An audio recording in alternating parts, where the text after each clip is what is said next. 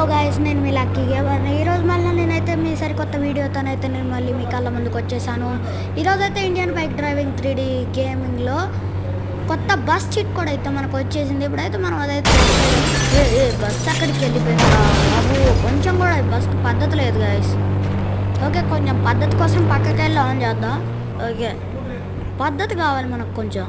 5599 on చేసుకుంటే మన bus వచ్చేసింది మనకి. వచ్చేసిందప్ప.